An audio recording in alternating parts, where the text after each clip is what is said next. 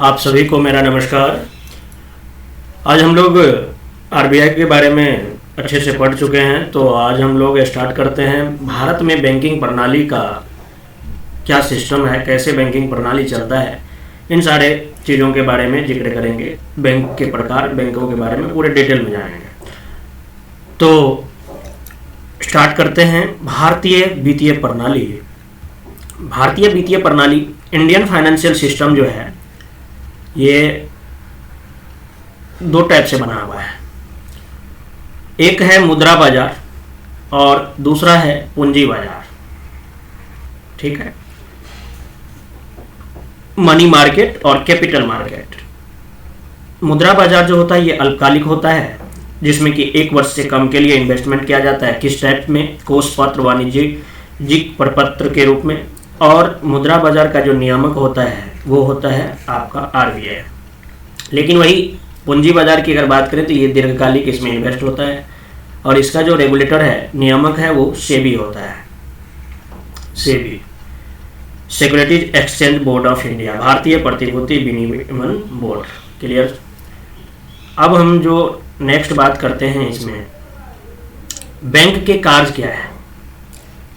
Bank के कार्य, ठीक है। बैंक के मोस्टली जो कार्य होते हैं वो जमा स्वीकार करता है, उधार देता है। लेकिन यहाँ मैंने ब्रैकेट में लिखा हूँ भुगतान बैंक को छोड़कर, पेमेंट्स बैंक को छोड़कर, क्योंकि पेमेंट्स बैंक उधार नहीं देता है बल्कि जमा स्वीकार करता है। उसके बाद लॉकर की सुविधा देता है, न्यासी की भूमिका निभाता है। अन्य उत्पाद में बैंक जो है डीमेट खाता ओपन करवाता है, बीमा, pension, credit card, mutual fund etcetera. तो ये हो गए बैंक के कार्य। अब आप नाम सुने होंगे जो बैंकिंग सिस्टम में जो है एक बहुत सारे ऐसे फ्रॉडिंग का कारोबार हो जाता है, जैसे कि किसी का पैसा कोई बैंक के ही माध्यम से वो फॉर्म 60 लेकर के, हालांकि अब तो पैन कार्ड सारे में ये कर दिया है, बिना पैन कार्ड का आप कुछ नहीं कर सकते हैं। लेकिन होता क्या था, डिजिटल लेन देन के लिए जो है बड़ा कठिनाई होता था। तो उसके लिए जो है बैंकिंग लोकपाल स्कीम की बात किया गया था, और ये 2006 में लाया था। तो 2006 में लाया, तो इसमें ये किया गया जो बैंकिंग लोकपाल स्कीम में आखिर किसको किसको रखा जाए, एनबीएफसी को रखा जाए या नहीं रखा जाए, और रखा जाए तो कितने दिनों के लिए रखा जाए, उसके लिए क्या क्राइटेरिया बनाया जाए। तो इन सब चीज़ों को जानते हुए इसमें जो है ग्राहक को शिकायतों को सुनने और उसके समाधान के लिए आवश्यक कदम उठाने के उद्देश्य से जो है बैंकिंग लोकपाल स्कीम 2006 लाया गया। ठीक है, इसका नाम है बैंकिंग लोकपाल स्कीम 2006। इसमें इसका उद्देश्य जो है, उद्देश्य 1995 से बैंकिंग लोकपाल योजना की शुरुआत की गई। लेकिन देखिए, इसका मैं हिस्ट्री की बात करूं तो 1995 में, ध्यान दीजिएगा, 2 मिनट लूँगा, जो बैंकिंग संबंधित ग्राहकों की शिकायत को सुनने और उसके समाधान के लिए जो है आवश्यक कदम उठाया गया, जिसके उद्देश्य से 1995 से बैंकिंग लोकपाल योजना की शुरुआत की है। लेकिन हुआ क्या है, इस योजना में दो बार जो है योजना में 2002 और 2006, इन दो समय में क्या हुआ, अमेंडमेंट किया गया, संशोधन किया गया। तो बैंकिंग लोकपाल योजना 2006 जो है ये पहले 1995 में जो चल रहा था उससे ज़्यादा जो है योजना अधिक व्यापक किया गया, इसको बनाया गया। इसमें शिकायतों का ऑनलाइन प्रस्तुतिकरण और जो है अपीलीय ट्रिब्यूनल नामक संस्था का भी प्रावधान किया गया। लेकिन बैंकिंग सेवाओं से संबंधित शिकायत और बैंकिंग लोकपाल योजना में यथा निर्दिष्ट जो भी मामले हैं का समाधान के लिए एक संस्थानिक और वैधानिक ढांचा जो है ये उपलब्ध कराता है।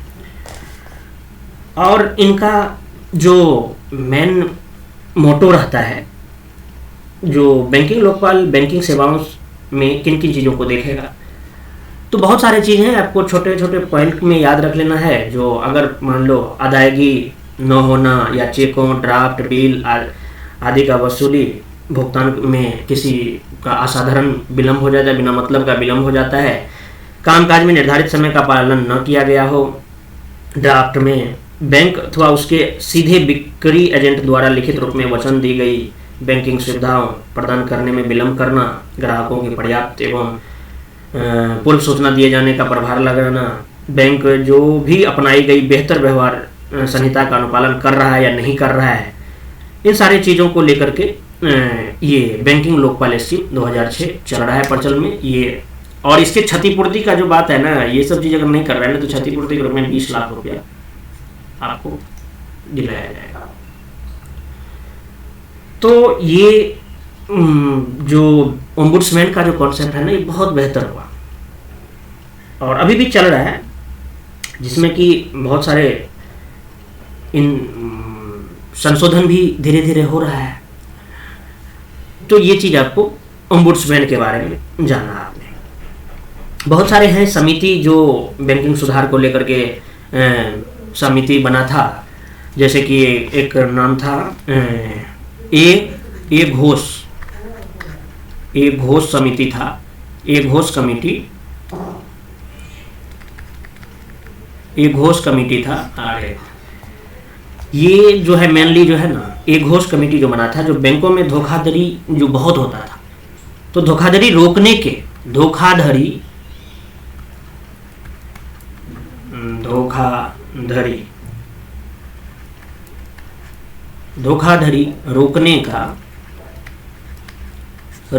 रोकने के उद्देश्य से जो है एक घोष कमेटी बना था। ठीक है, ऐसे बहुत सारे कमेटी हैं, आप देख लीजिएगा और पूछा जाता है। तो ये जो है मेनली धोखाधड़ी से रिलेटेड बना था। उसके बाद आप लोग जानते होंगे सुब्बा राव, बहुत पुराने में नोट पे अभी आता था, मौद्रिक नीति पर तकनीकी सलाह के उद्देश्य से बना था। और नचिकेत मोर समिति तो निम्न आय वाले जो परिवार छोटे व्यवसाय होते हैं उसमें व्यापक वित्तीय सेवाएं उपलब्ध कराने के लिए बताया था। तो ये सब हो गई बात। अब हम लोग थोड़ा जो बात कर लेते हैं, तो उसमें बात में भारत में बैंक का इतिहास कैसा रहा है उसके बारे में जान लेते हैं। ये ओम्बुड्समैन के बारे में ज़्यादा पूछा नहीं जाता है, लेकिन मेंस में अगर किसी टॉपिक पे लिखना रहता है तो आप इससे बड़ा डिटेल में इसका रेफरेंस देते हैं, इसलिए अपना लोग तो प्रीलिम्स पॉइंट ऑफ व्यू से देख रहे हैं। भारत में बैंक का इतिहास की अगर मैं बात करूं तो 1770 की बात है, पहला बैंक स्थापित हुआ जिसका नाम बैंक ऑफ हिंदुस्तान रखा गया। और किस कंपनी? अलेक्जेंडर्स एंड कंपनी के नाम से, पैसा इन्हीं का था। ठीक है, 1881 में सीमित देयता पर आधारित बैंक बनाया गया। इसमें अंग्रेज और भारतीय दोनों शामिल थे। इसका नाम जो है अवध कमर्शियल बैंक, OUDH, बिल्कुल सही बात ये लिखा हुआ है, ऐसा नहीं अवध लिखिएगा, अवध कमर्शियल बैंक।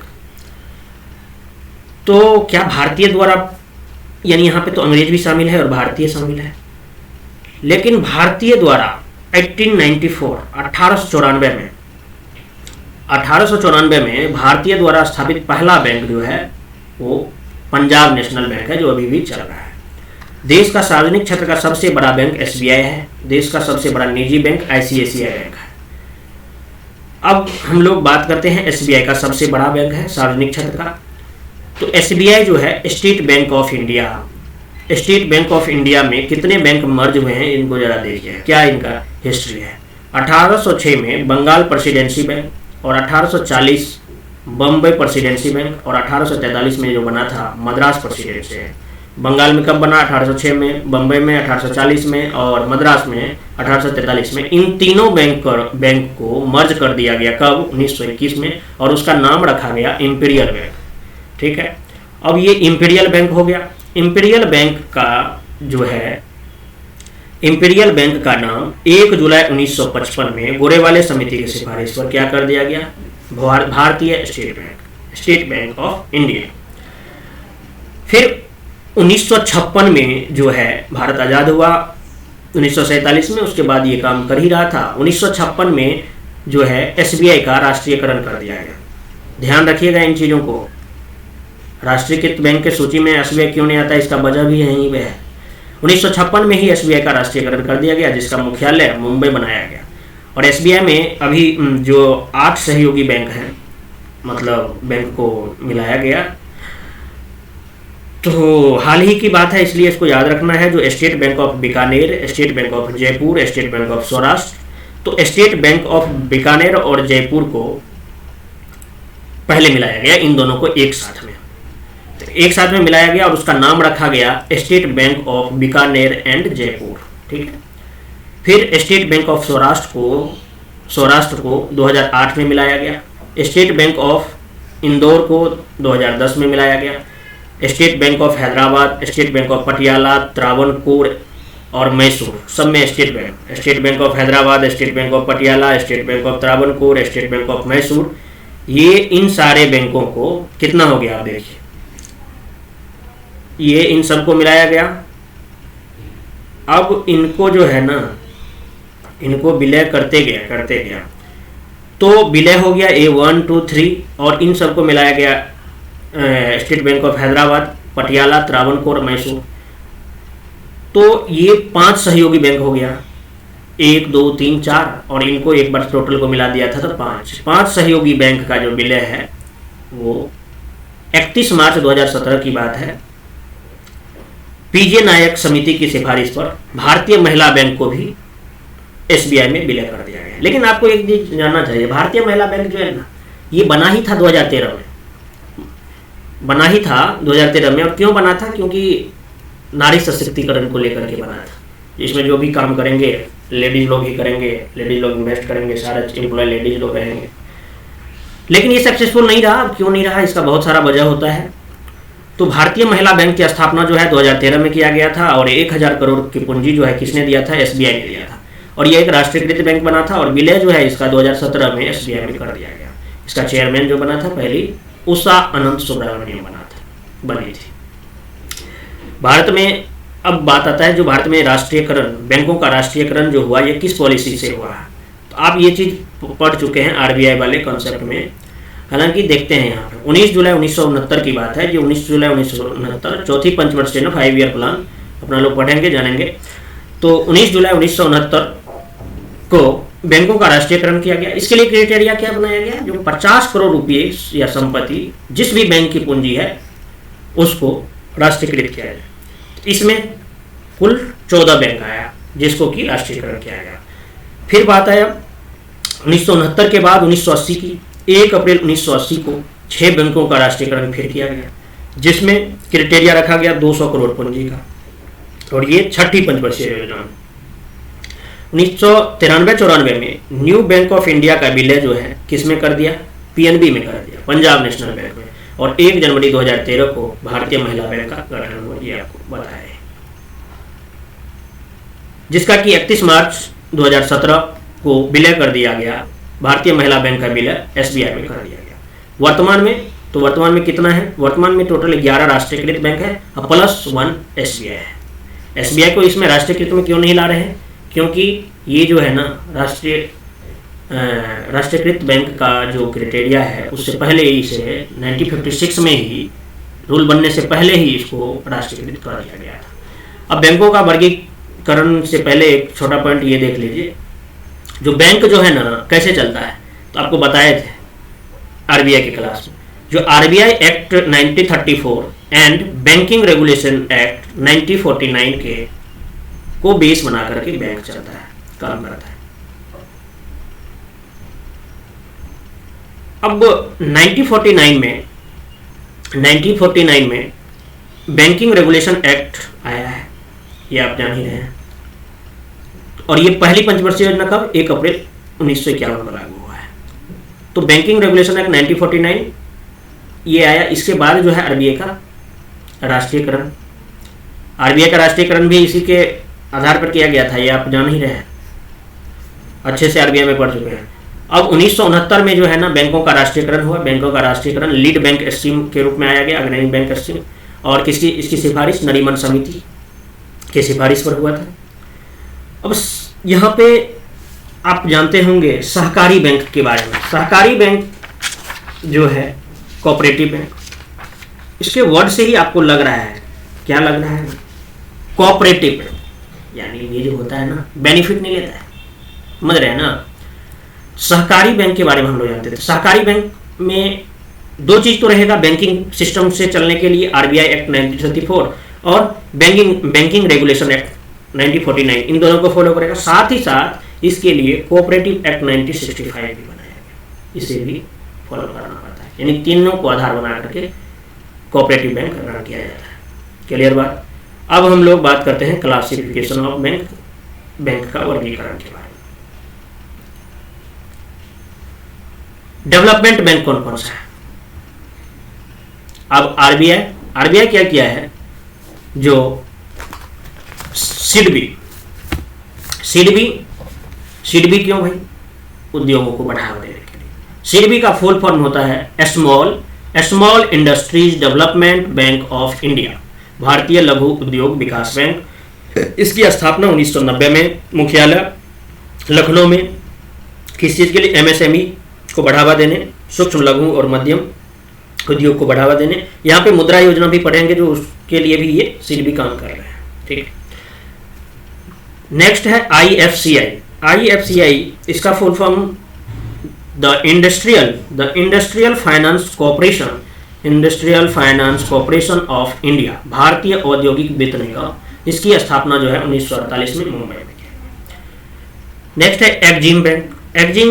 ई से export import bank of India, भारतीय आयात निर्यात बैंक जो है ये, इसका गठन 1982 में किया गया, हेडक्वार्टर मुंबई है। ठीक है। एनएचबी, नेशनल हाउसिंग बैंक, राष्ट्रीय आवासीय बैंक, ये इसका गठन 1988 में, इसका मुख्यालय नई दिल्ली में है। इसका स्वामित्व जो है पहले आरबीआई के पास था, लेकिन अब 2019 से 100% सरकार के पास हो गया है। और ये क्या जारी करता है? एनएचबी जो है आवासीय सूचकांक जारी करता है, ध्यान रखिएगा। आवासीय सूचकांक कौन जारी करता है? तो नेशनल हाउसिंग बैंक करता है। अब और कृषि को बढ़ावा देने के लिए बना हुआ है नबार्ड जो है, नबार्ड का full form national bank for agriculture and rural development, कृषि एवं ग्रामीण विकास के लिए राष्ट्रीय बैंक। अब नबार्ड के बारे में, नबार्ड जो है, नबार्ड की स्थापना 12 जुलाई 1982 को छठी पंचवर्षीय योजना में किया गया। नबार्ड अधिनियम 1981 पहले बनाया गया, उसी आधार पर नबार्ड की स्थापना की गई। किसकी सिफारिश पर? शिवरमन समिति की सिफारिश पर, एकदम रट जाएगा। नबार्ड की शुरुआती पूंजी जो था, कितना था भाई? नबार्ड का शुरुआती पूंजी जो है नबार्ड का 100 करोड़, फिर इसे बढ़ा करके 5,000 करोड़ किया गया। अब 2017 में इसे बढ़ा करके 30,000 करोड़ कर दिया गया है। और ये जो है ना एपेक्स बॉडी है, ऋण देने में एपेक्स बॉडी है। इसका हेडक्वार्टर मुंबई है और कृषि एवं ग्रामीण विकास मंत्रालय, कृषि एवं ग्रामीण विकास को बढ़ावा देता है ये। इसका स्वामित्व जो है ना 2017 से पहले 99.6% सरकार का था और 0.4% आरबीआई का, लेकिन अब क्या हो गया? 100% सरकार का, 100% सरकारी हो गया है। ठीक है। अच्छा, नबार्ड काम कैसे करता है? नबार्ड जो है ना आपको डायरेक्ट लोन नहीं देगा। आप जो देखते हैं जो कृषि वगैरह वगैरह, किसान को ये डायरेक्ट नहीं देता है। ये जो है ना आरआरबी, आप देखे होंगे हर स्टेट में क्षेत्रीय ग्रामीण बैंक है, आरआरबी, रीजनल रूरल बैंक। तो रीजनल रूरल बैंक को ये वित्त प्रदान करता है और फिर जो है ये आरआरबी जो है ये किसानों को कृषि ऋण उपलब्ध कराते हैं। क्लियर बात। नेक्स्ट, अब ये 100% सरकारी हो गया है। कौन? नबार्ड। अच्छा, 100% स्वामित्व वाले जो है सरकारी, जिसमें सरकार का 100% अधिकार है, वो कौन कौन से हैं वित्त उपलब्ध कराने वाले? तो वो नबार्ड है। अभी आप जान रहे होंगे जितने भी हर पोस्ट ऑफिस में, पहले पोस्ट ऑफिस का काम करता था लेकिन अब बैंक का काम करने लगा। तो ये भारतीय डाक भुगतान बैंक जो भी हैं वो 100% सरकारी है। उसके बाद नेशनल हाउसिंग बैंक। ठीक है।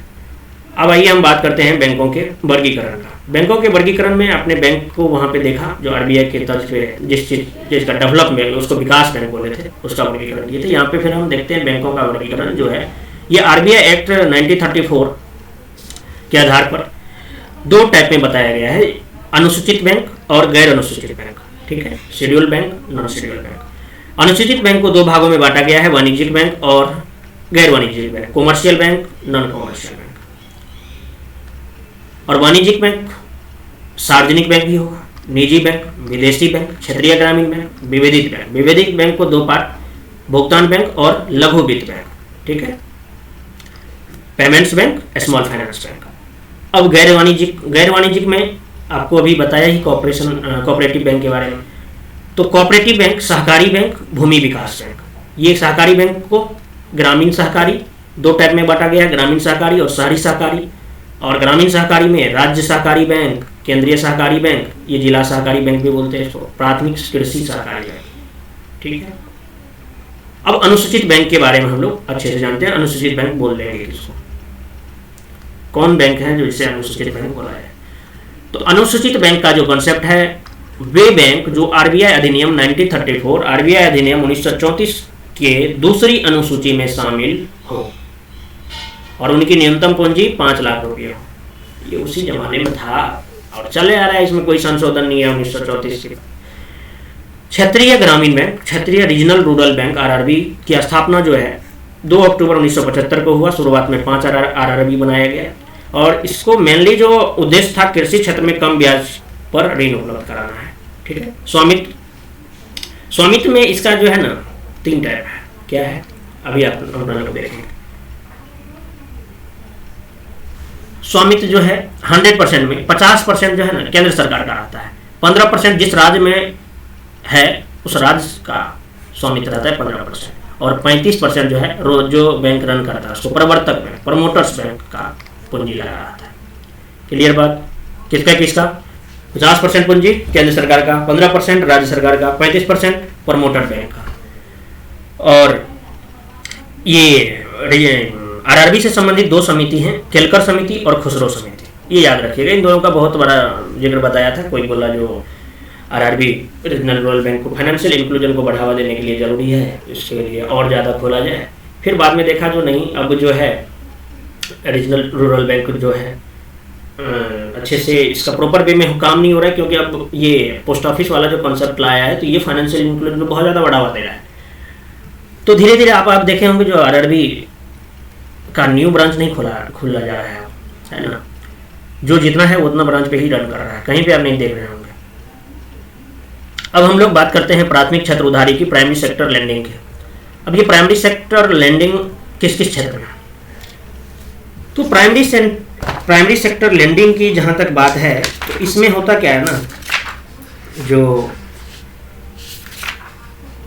वित्त उपलब्ध फाइनेंशियल इंक्लूजन को लेकर के ही होता है। तो किसमें किया जाएगा, कृषि में, MSME, education, housing, social infrastructure, weaker section, renewable energy.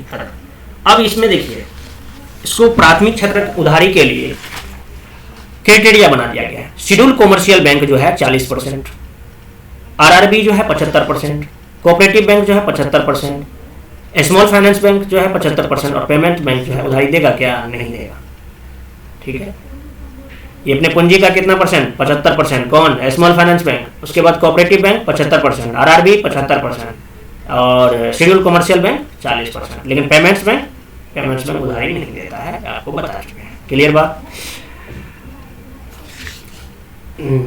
अब जो है सहकारी बैंक के बारे में आप जो देखे हैं, तो सहकारी बैंक के बारे में एक कॉन्सेप्ट आया है। सहकारी बैंक ग्रामीण और शहरी दोनों होते हैं। शहरी वालों के लिए जो अर्ध शहरी और शहरी हैं, इनमें गैर कृषि से संबंधित है। गैर कृषि जो शहरों में रहेगा तो गैर कृषि ही रहेगा ना, तो गैर कृषि में से जो भी संबंधित है, अगर उसका 50 करोड़ से अधिक पूंजी है तो उसे बोला गया है जो वो स्वेच्छा से किसमें कन्वर्ट हो जाए, स्मॉल फाइनेंस बैंक में, ठीक है। अब पब्लिक सेक्टर बैंक जो है कौन कौन है और कितने हैं वो। पब्लिक सेक्टर बैंक जो है, सार्वजनिक क्षेत्र का बैंक जो है वो 12 है वर्तमान में। जिसमें क्या होता है, जो पब्लिक सेक्टर बैंक किसको बोलेंगे भाई, सरकार का स्वामित्व जिसमें 50% से अधिक है। सबसे बड़ा पब्लिक सेक्टर बैंक कौन सा है, एसबीआई है, ठीक है। और ये 2014 में एक कमेटी बना था जिसका नाम था पीजे नायक समिति। ये जो आप देख रहे हैं ना, इस बैंक को इसमें, इस बैंक को उसमें मर्ज करने का जो कॉन्सेप्ट है ना, यही नायक समिति लाए थे। और 2017 में पब्लिक सेक्टर बैंकों का विलय किया गया बहुतों। इसके लिए भी बहुत सारा मीटिंग हुआ है। तो हुआ क्या, जो 2015 में ज्ञान सम्मेलन प्रथम जो कि पुणे में हुआ था, और 2015 में ही ज्ञान सम्मेलन 2 गुरुग्राम में हुआ था। इन दोनों के कंक्लूजन से ही विलय हुआ है। तो इन दोनों बैठकों में क्या हुआ, जो 2017 में एसबीआई और प्लस 5 सहयोगी बैंक प्लस भारतीय महिला बैंक, इसको मिला करके बना दिया एसबीआई, और एसबीआई हो गया पहला पब्लिक सेक्टर बैंक, सबसे बड़ा पब्लिक सेक्टर बैंक एसबीआई बन गया। फिर क्या हुआ, जो 2019 में विजया बैंक और देना बैंक को मिला दिया गया, विजया बैंक और देना बैंक को मिला दिया गया बैंक ऑफ बड़ौदा। और ये बैंक ऑफ बड़ौदा जो है, ये 3rd नंबर का bank of Baroda 3rd number का पब्लिक सेक्टर बैंक बन गया।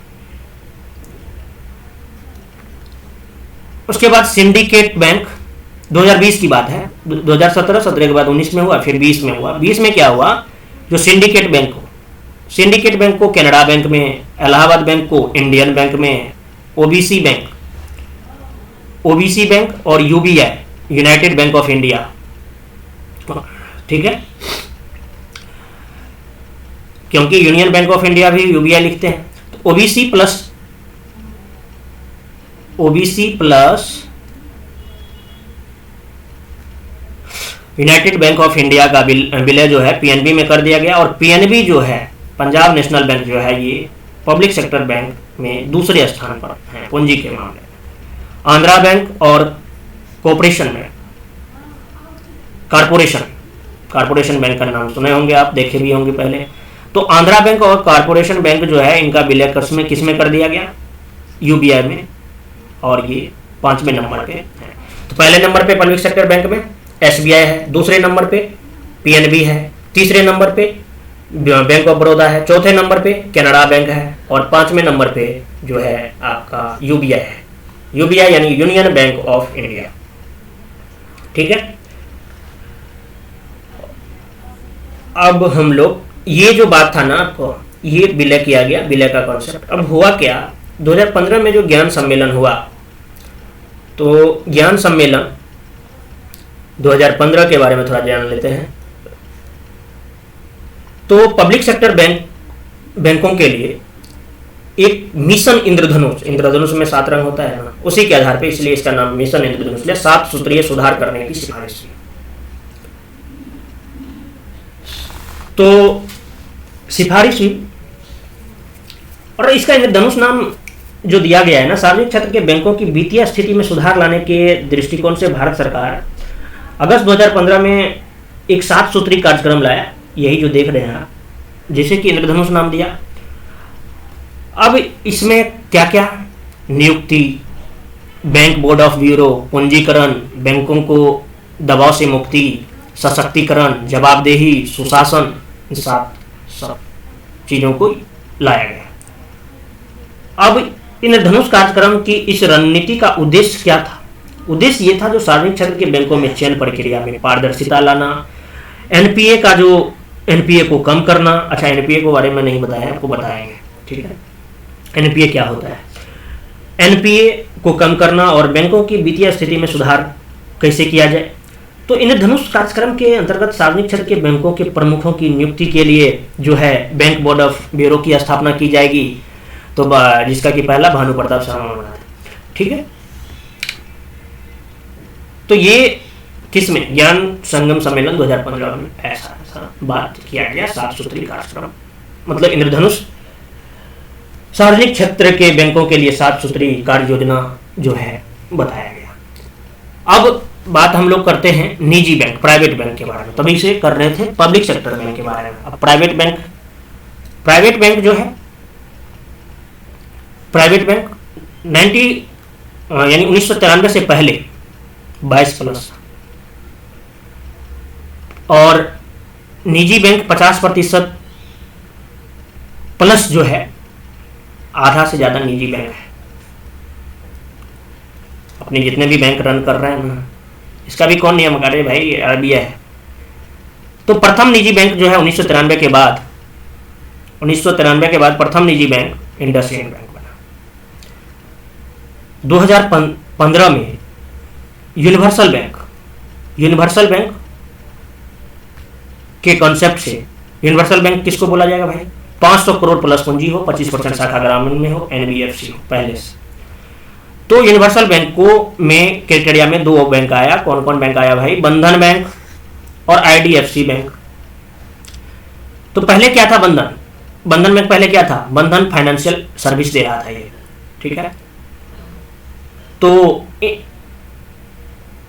इसका मुख्यालय जो है बंधन बैंक का कोलकाता है, और इसके पहले जो चीफ थे अशोक लाहिरी बंधन बैंक का। आईडीएफसी फर्स्ट बैंक का राजीव बी लाल था स्टार्टिंग में। तो ये तो हो गई बात आपको निजी बैंक का। फॉरेन बैंक की बात कर लेते हैं, विदेशी बैंक। विदेशी बैंक जो है ना, विदेशी बैंक किसको 2 टाइप में इसे डिवाइडेड किया गया है। 20% से कम शाखा है और 20 से अधिक शाखा है, सॉरी 20% नहीं, 20 से कम शाखा है, 20 से अधिक शाखा है। इसका मुख्यालय, फॉरेन बैंक किसको बोलेंगे, फॉरेन बैंक उस बैंक को बोलेंगे जिसका मुख्यालय उनके अपने घरेलू देश में हो और जिनकी शाखाएं 1 से अधिक देशों में फैला हो, उसको फॉरेन बैंक बोलेंगे। तो इसका मुख्यालय घरेलू देश में होना चाहिए और शाखाएं 1 से अधिक देशों में। जैसे एग्जांपल में royal bank of Scotland, city bank, HSBC, standard and chartered bank, सबसे ज्यादा शाखा भारत में है इसका, है ना, देखे होंगे। और बड़े बड़े जो कंपनी है ना, वो सब पैसा यहीं पे रखता है, तब पता चलता है जब लेके आ जाओ जो भी कार्यक्रम है उसको। तो वित्तीय समावेशन, हाँ, तो अभी हम लोग यूनिवर्सल बैंक की बात की, अब थोड़ा डिफरेंशियल बैंक की बात कर लेते हैं। डिफरेंशियल बैंक को 2 टाइप में डिवाइडेड किया गया है, पेमेंट्स बैंक और small finance bank. Payments bank और स्मॉल फाइनेंस बैंक। तो वित्तीय समावेशन को बढ़ावा देने के लिए रघुराजन समिति बना था, फाइनेंशियल इंक्लूजन को बढ़ावा देने के लिए रघुराजन समिति बना, और उसके बाद नचिकेत मौर्य समिति, इसने सिफारिश किया क्या, जो पेमेंट्स बैंक, भुगतान बैंक बनाया जाए, भुगतान बैंक बनाया जाए। क्यों भाई, क्योंकि भुगतान बैंक जो है ना हर जगह अगर फैलेगा तो इससे फाइनेंशियल इंक्लूजन को बढ़ावा मिलेगा, फाइनेंशियल इंक्लूजन को बढ़ावा मिलेगा, और जिससे कि हर पब्लिक जो है वो बैंक से जुड़ पाएंगे। तो पेमेंट्स बैंक के बारे में मूल उद्देश्य जो है ये था, जो कम आय वाले परिवार, लघु व्यवसाय या क्या बोलते हैं असंगठित क्षेत्र के अन्य इकाई जैसे श्रमिक हो गया, जो खाते खुलवाकर अपना भुगतान परेशान सेवाएं प्रदान करके वित्तीय समावेशन का अधिक प्रसार करना है। और ये जो है एक विशेष प्रकार के बैंक है जिसे सीमित दायरे में बैंकिंग कार्य करने की अनुमति दी है, ज्यादा नहीं, एक लिमिट, एक घेरा है, इसके अंदर ही उसको काम करना है, सीमित दायरा में काम करना है। और ये जमाओं पर आधारित है, जो ग्राहकों को ऋण नहीं देता है, बार बता चुके हैं, बार बार बोल रहे हैं। प्रारंभ में ये बैंक जो है ना प्रत्येक ग्राहक को 1 लाख जमा स्वीकार कर सकते हैं, अधिकतम, मैक्सिमम कितना, मैक्सिमम जो है मैक्सिमम 1 लाख जमा स्वीकार करेगा। ये सब चीज लिखा हुआ है, मैं आपको, हाँ, 1 लाख जमा स्वीकार करता है। और ये जो जमा राशि है ना नकदी या सरकारी प्रतिभूतियों में ही निवेश करेगा। ये जो सबसे जमा लेगा तो ये भी तो कहीं निवेश करेगा ना भाई, ब्याज कैसे देगा। तो ये इसको ये क्राइटेरिया बना दिया गया कि ये जो अपना निवेश करेगा वो नगद या सरकारी प्रतिभूतियों में ही निवेश करेगा। और इसके साथ ही ये बैंक एटीएम, देखें ये तो आप लोग खूब देखे होंगे, एटीएम डेबिट कार्ड तो जारी कर सकते हैं, किंतु क्या क्रेडिट कार्ड जारी करेंगे? क्रेडिट कार्ड जारी जब उधार दे ही नहीं रहा तो क्रेडिट कार्ड कैसे जारी करेंगे भाई साहब, बताइए आप। क्रेडिट कार्ड जारी नहीं करेगा। म्यूचुअल फंड, बीमा जैसे उत्पाद का वितरण भी कर सकता है, बिल्कुल, खाली क्रेडिट कार्ड उधार देने की पावर नहीं है इसमें। अब ये जो है ना, ये स्मॉल फाइनेंस बैंक एसएफबी, भी ये भी वित्तीय समावेशन को बढ़ावा देने के लिए जो है आरबीआई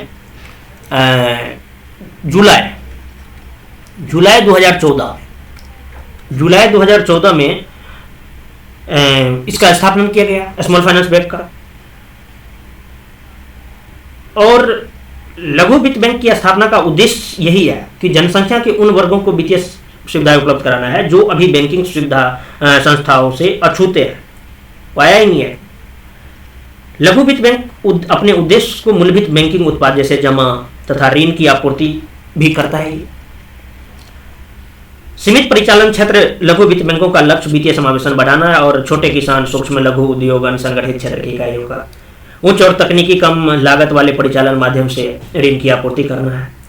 और आरबीआई के इसका यहाँ पे मैं बता देता हूँ आपको स्मॉल फाइनेंस बैंक के बारे में। जो स्मॉल फाइनेंस की बैंक के बारे में आरबीआई जो है गाइडलाइन दिया हुआ है इसको, जो लघु वित्त बैंक जो है अपने कुल ऋण का, अभी आपको हालांकि पहले हम जिक्र कर चुके हैं, कुल ऋण का 75%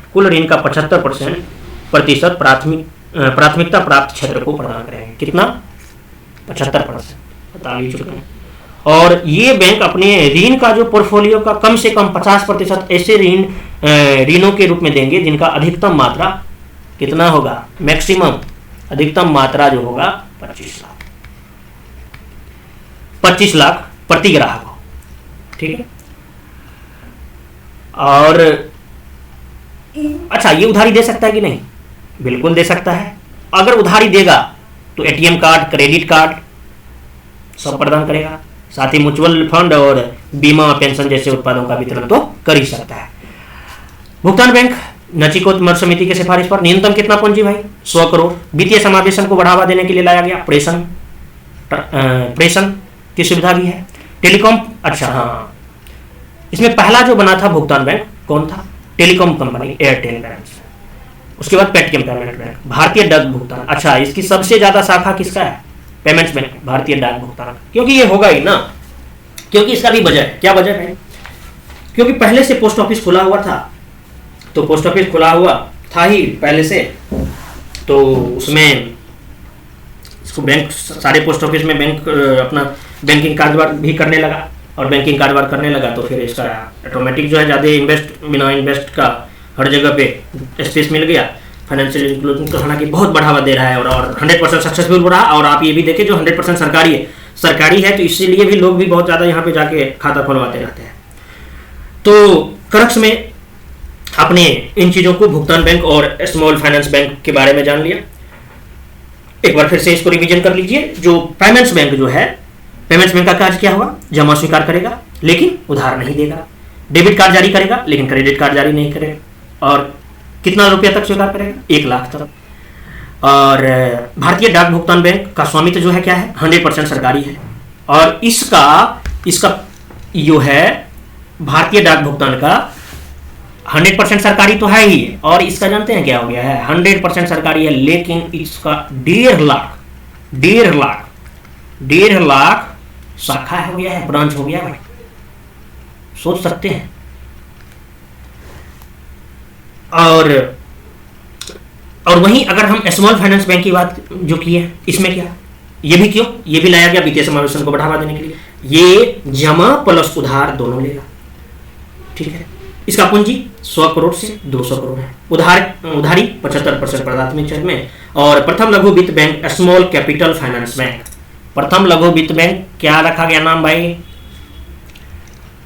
पहला जो स्मॉल फाइनेंस बैंक था उसका नाम रखा था, नाम है स्मॉल कैपिटल, यानी क्राइटेरिया में पहले आया फाइनेंस बैंक। ठीक है। हाँ, तो ये हो गई बात। क्लास लंबी हो जाएगी, इसके लिए यहीं तक रखते हैं। आगे हम लोग एनपीए के बारे में देखेंगे, थोड़ा एटीएम के प्रकार देख लेंगे, एटीएम किस प्रकार से काम करता है, किसी भी एटीएम से कैसे जाकर पैसा निकाल लेते हैं, कहीं में अकाउंट रहे, तो इन सब चीज़ों के बारे में जानेंगे। तब तक के लिए धन्यवाद।